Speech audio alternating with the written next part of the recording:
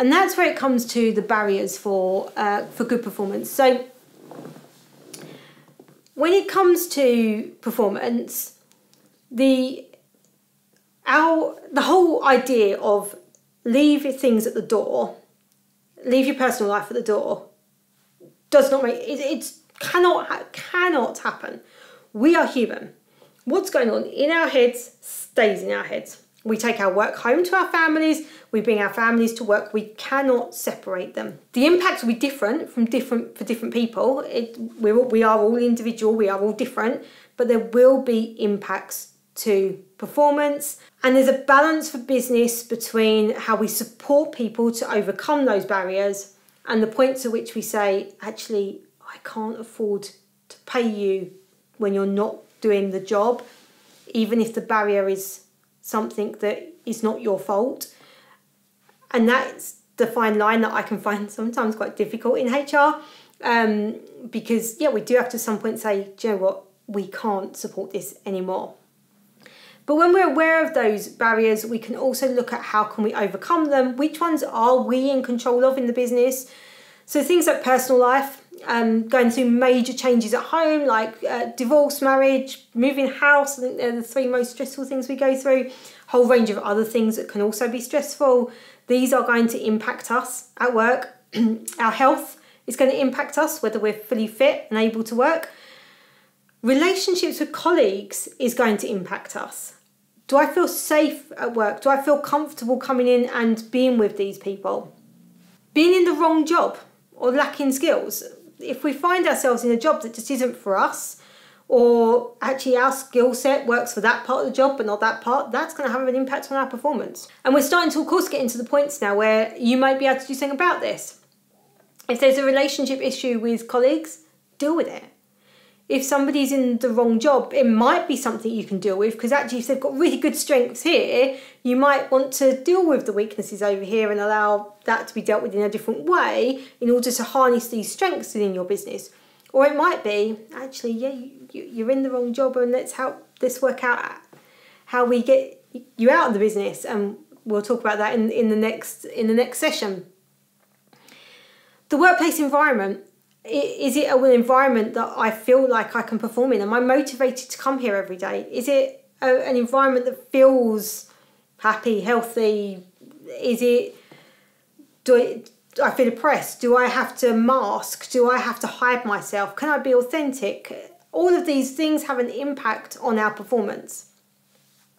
Whether or not we've got the right resources, absolutely crucial.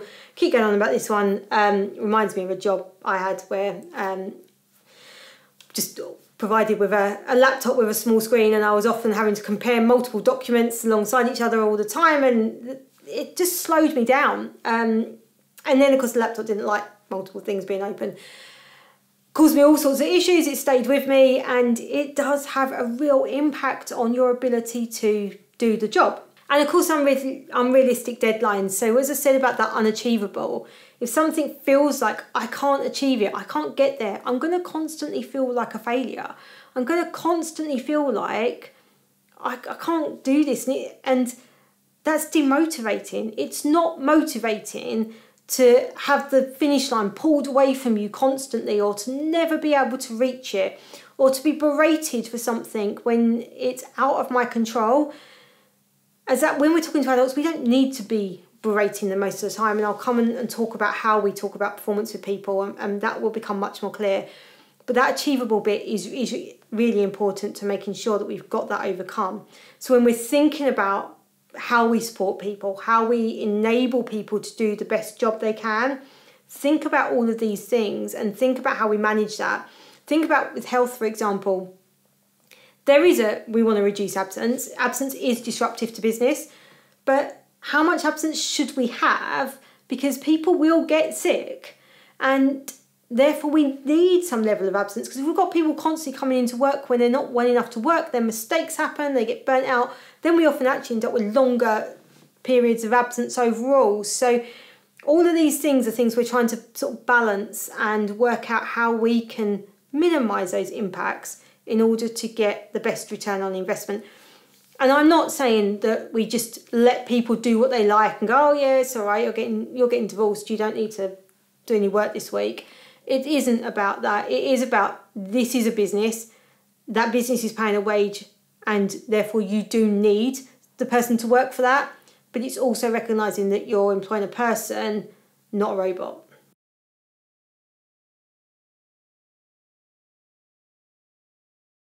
Welcome to HR for non-HR managers. If you are a people manager, a business owner, or perhaps you work in HR and you're looking for a more practical application of employment law, then this course is absolutely for you. I'm going to take you through every step of the things you need to know to build up the foundations to be able to manage your team really effectively and keep your business safe. I've devised this course in a way that takes you through each of the foundational pieces as you need them and puts together the building blocks that you need. Look forward to seeing you throughout the course, and good luck.